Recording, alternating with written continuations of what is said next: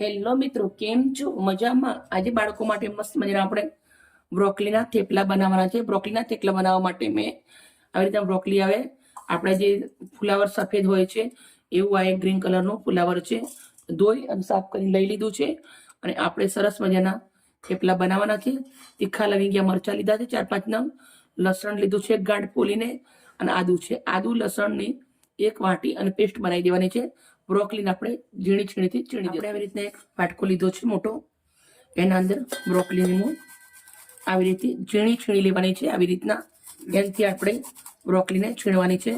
બાળકો આવું બધું ખાતા નહીં હોતા, પણ આપણે આવું બધું બાળકોને ખવડાવવા માટે કંઈક નવી રીતે બનાવવું પડે.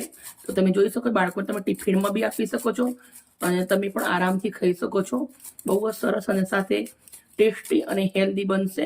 આપણે બ્રોકલીને જુઓ આવી રીતે છીણી દેવાની છે. એકદમ નાનું કદુકસ કરી દેવાનું છે. બધું જ આવી રીતે કરી દેશું. બ્રોકલી છીણી અને રેડી કરી દીધી છે. મેં 100 ગ્રામ એટલી બ્રોકલી લીધી છે.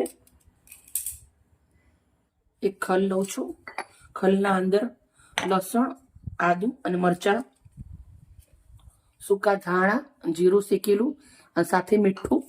આ મીઠું નાખવાથી પેસ્ટ એકદમ જલ્દી વંટાઈ જાય. સરસ વાટી અને પેસ્ટ રેડી કરી દીધી છે.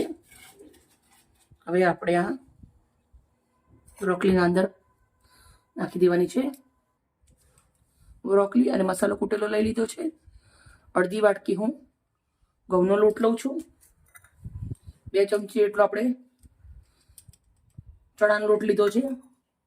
થોડું લાલ મરચું, થોડી હળદર, પહેલાં મીઠું નાખ્યું છે, થોડું મીઠું, અડધી ચમચી ધાણા જીરું, 1 ચમચી ભરી અને ગાયનું ઘી, મોટી ઘી ચમચી થેજેલું ઘી છે. હાથથી મિક્સ કરી દેવાનું છે. હાથથી સરસ મિક્સ કરી દીધું છે. હવે આપણે અંદર ટામેટું મેં ખમણી લીધું છે એક, એ નાખું છું. અને આ જે ટામેટું ખમણેલું છે એનાથી આપણે લોટ બાંધી દેવાનો છે. બીજા લોટનો પાણીનો ઉપયોગ નથી કરવાનો. લોટના અંદર સરસ મજાનો લોટ બાંધી અને રેડી કરી દઈશું. આપણે લોટ સરસ બાંધીને રેડી થઈ ગયો છે. મેં 10 મિનિટ સુધી લોટને ગૂંદ્યો છે. હવે આપણે લોટને થોડી વાર ઢાંકી દેશું અને પછી આપણે આના થેપલા બનાવવાના છે. લોટ આપણો બાંધી અને રેડી કરી દીધો હતો. મસ્ત મજાનો મુલાયમ થઈ ગયો છે. હવે આપણે આવી રીતના ગોલ્લા કરી દેવાના છે.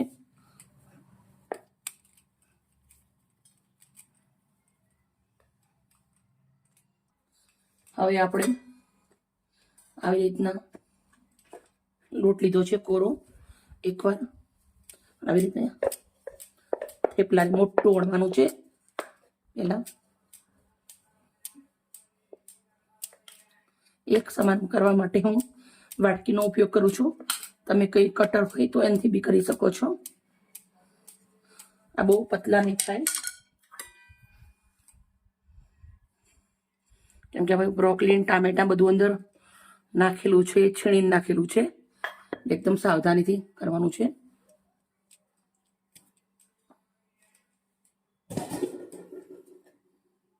રેડી બધા આવી રીતે બની રહીશ.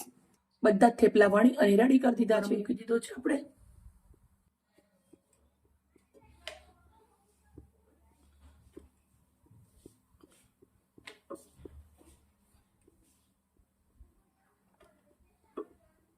થેપલાને સરસ શેકી લેવાના છે. હવે આપણે આવી રીતે થેપલાને પહેલા ઉલટાવી દેવાના છે. થોડા થોડા ચડવા દેશું. હવે આપણે થોડું થોડું તેલ લગાવી બંને બાજુથી શેકી લેવાના છે.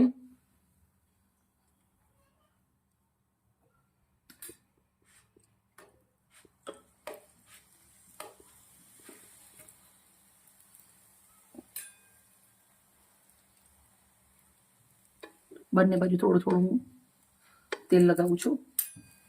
તમે ઘી બી લગાવી શકો છો, પણ મેં મોણની અંદર ઘી વાપર્યું હતું એટલે અત્યારે હું તેલ લઉં છું.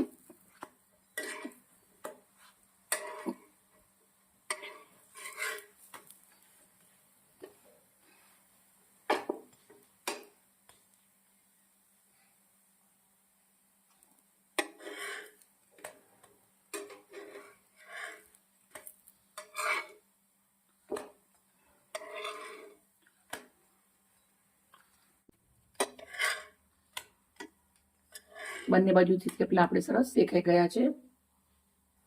થેપલા આપણા સરસ મજાના શેકાઈ અને રેડી થઈ ગયા છે. બંને બાજુથી મસ્ત શેકાઈ ગયા છે. આવી રીતના હું એક નિકાળ દઉં છું. બધા થેપલા આપણે આવી રીતે શેકી લેશું. બધા થેપલા મેં બનાવી અને રેડી કરી દીધા છે. હવે આપણે એને સર્વ કરવાના છે પ્લેટના અંદર.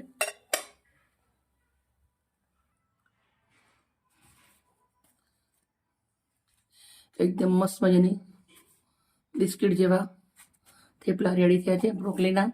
આમ બાળકો બ્રોકલી નથી ખાતા હોતા, પણ તમે જોઈ શકો છો એકદમ સુપર અને ટેસ્ટી બને છે. સાથે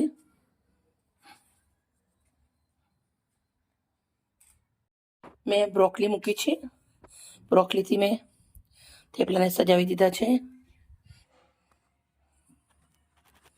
મિત્રો, મારી વિડીયો મારી મહેનત સારી લાગતી હોય તો પ્લીઝ મને લાઈક કરજો, દોસ્તોને શેર કરજો.